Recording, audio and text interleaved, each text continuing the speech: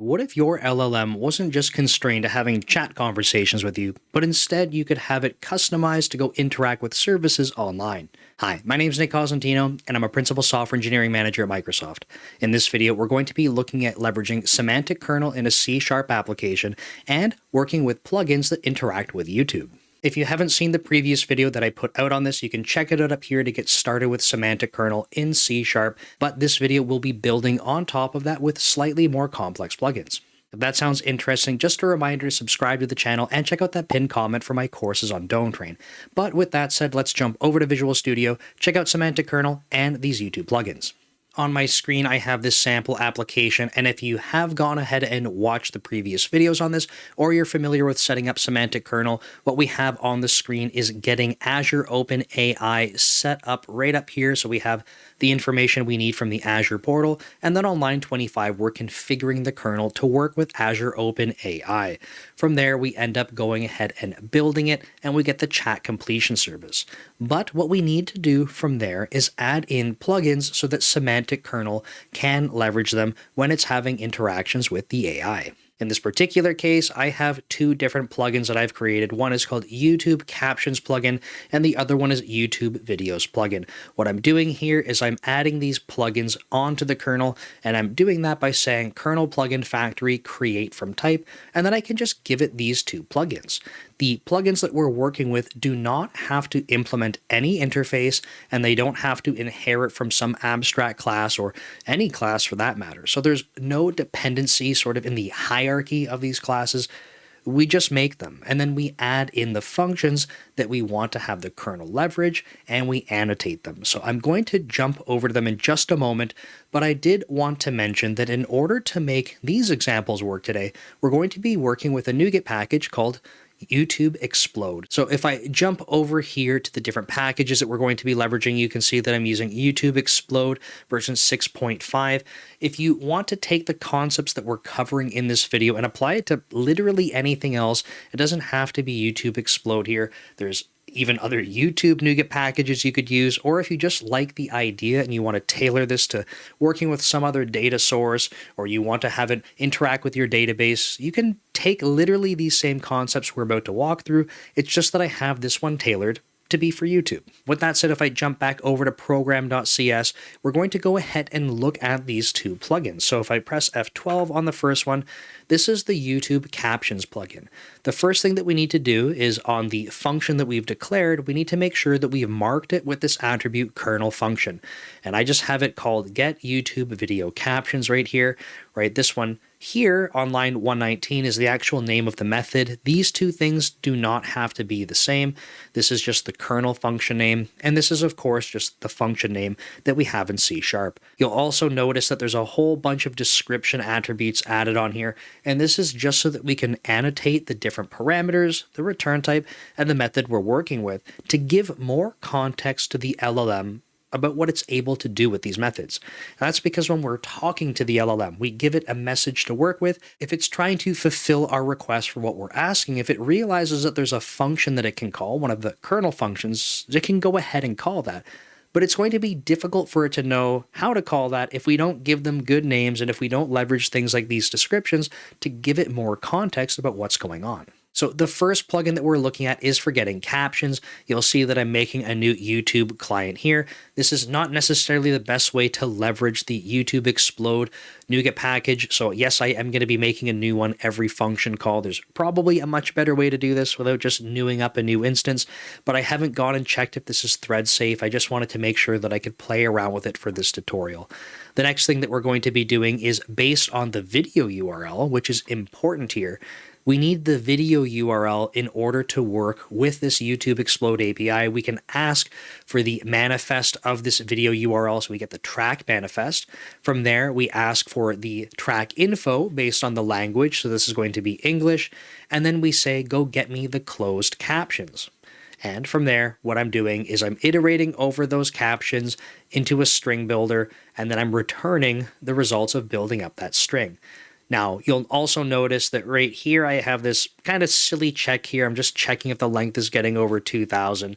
If so, we'll break out of here. And that's just because the current deployment I'm using is an older model, and the context size is very small. So when we're dealing with things like getting captions and stuff like that, I'm going to overload the token limit that we have. So just to make sure that I could work through this tutorial and keep it simple, I'm just kind of cheating here to break out early. But this is something that you're going to want to think about. And I wanted to make sure I left this in here to force myself to talk about it. When you're dealing with these different models, there are going to be token limits. You can configure that when you're working with Semantic Kernel, but you'll also want to think about what your APIs are providing back. So if you're dumping tons and tons of content and the LLM is basically getting that and it's unable to do anything with it, you might basically always be overriding your token limit if you're doing ridiculous things. So you do want to keep that in mind, not try to return tons and tons of data. But the other thing is that you need to consider what model you're using. A lot of the newer ones have a much larger context, so you can leverage more tokens. But I have a perfect example here where I have an older one. It's still totally functional. It's just that it's an older model and the context window is smaller. So this is the first plugin that we have to work with. Again, the key points here are kernel function and these description attributes. What's inside of here is just specific for working with this YouTube library. This is just a quick interruption from this video sponsor, which is Pact Publishing. Now, Pact has sent me over this book from Mark J. Price, which is C# 13 and .NET 9 Modern Cross-Platform Development Fundamentals. And I have the previous edition of this book sitting on my bookshelf as well, and now I have this one, which is super exciting because this book is packed with tons of awesome examples that guide you through the different functionalities of the language. Now, I think that this is an awesome reference guide. I think that you'll have tons of things that you can walk through from the very beginning to learn about C#. But one of the best parts about this is that it's not just limited to looking at the language. You'll get to see things like ASP.NET Core, Entity Framework, as well as Blazor, all in action with practical examples in the book. I personally cannot recommend Mark J. Price's books enough. Like I said, he's got tons of awesome examples, and he has other books as well from Pact that I do highly recommend you check out. So if you're interested in this, you can check out the link in the description, and I'll have a link up here as well that you can check out. Thanks, and now back to the video. The next one we're going to look at is very similar, so it's annotated in a very similar way, but this one is to get the videos. You might be asking, Nick, why did you not put these into the same plugin? I totally could. There's no reason I didn't, except to show you that we can have multiple plugins working together. But you are totally right to say that if I wanted to, I could take this function, I could go add it into the other class that we just looked at and have two functions in the same plugin. Totally acceptable, would work the exact same way. This plugin in particular, what it's going to do is take in the YouTube channel handle, and I'm also going to trim off the @ sign if it's provided in here, and that's because this API here on line 163 does not allow for the leading @ symbol, so we need to make sure that that's removed if it does exist. But from there, a couple more things that we'll see is I'm going to ask for the uploads from that channel. Specifically, I'm going to ignore any short form videos. Why? Just to make this example nice and straightforward. Also, I'm taking 10 instances back, not the whole set. At the time of recording on my own channel, I have 370 videos. I don't just want to return an array of 370 videos. I'm just going to take 10. Again, this is one of those examples where you're going to want to think about, in your use case, how you want to properly restrict this sort of thing, right? If I had to dump back all 370 every single time, that might just be completely overkill for working with the LLM. It might constantly overload the token limit. There's sort of different things that you need to be thinking about because this is going to be used by the LLM, and you need to be considering that when you're passing data back and forth. But finally, from there, I'm just going to take the results of that, which are in this the data transfer objects from the YouTube Explode API. I'm just packaging them back up into this record type that I've defined right here, just to have the title and URL, keep it really simple. That's really all we're doing with these two plugins. Again, I'm working with YouTube in this particular example, but you're welcome to go tailor this to go work with some other service that's external. You might have a database. You might have some other service that you manage and you want to interact with. So you're able to do all sorts of things like that with plugins. Now, what I want to do is go run this, and what we're going to see is that if I scroll back up here, I have this little chat loop that I've had from the previous videos in the series. What I'm going to do from here is I'm just going to have a conversation with the LLM, and I'm going to ask it information about my YouTube channels, and I'm going to ask for the captions. So let's see what it's able to do for us. So I'm going to ask the AI for the most recent videos from DevLeader.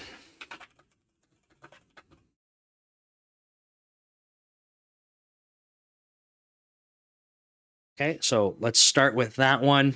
You'll notice that compared to the other videos, if you've watched them, the response time is a little bit longer here. And that's because this is actually going and making a web request to go fulfill this. But if I go expand this to make it a little bit more readable, you can see that I have these different videos on my channel. So this Shut Up and Take the Money is a live stream. This one is also a live stream. This one is a podcast that I have posted up. Live stream. This one is not, so this one is actually a tutorial. So these are a bunch of the recent videos from my YouTube channel. This actually did go ahead and use the plugin. So the next question that I can ask this is about another YouTube channel I have called Code Commute. So I can say, what are the most recent video titles specifically? Let's see if it understands titles specifically from Code Commute. And let's go ahead and see if this understands just the titles. So in this case, no, it didn't, which is interesting, right? It went and printed out the full thing again. Maybe I can say, try again, but just the titles. There we go. So again, this is really just like talking to an AI, right? We need to make sure that we're being specific with what we're prompting it with. But this is my other YouTube channel called Code Commute. This is essentially a vlog that I do primarily from my car when I'm commuting to and from work. Sometimes I do it directly in this office right here. But if you're interested in more stream of consciousness topics on software engineering, most of these are submitted by viewers. So if you're interested in having your software engineering questions answered, you can check out Code Commute on YouTube, and that way I can answer questions for you when I'm driving to and from work. It is not live, so it's not like I'm reading a chat and having conversations, but I read them ahead of time and come up with my responses as I'm driving. So check that out if you're interested in those types of videos. So we've seen one plugin in action so far. Let's see if we can go ask for the captions of one of these videos. So I'm going to go ahead and pick one from this list. Let's go ahead with this one here. So ship your product. Let's build an installer in Visual Studio. So please get the captions from the video titled. So what I'm interested in seeing is if it's going to use the chat history to go look for this title, because it's already printed it out. And we know that the plugin, the function call, needs the URL. So I'm giving it the title. It needs to go find the URL. I'm also not telling it which channel it's from. So I'm kind of testing the AI a little bit here to see how is it going to reason about which method to go call. Let's go ahead and try this and see if it works.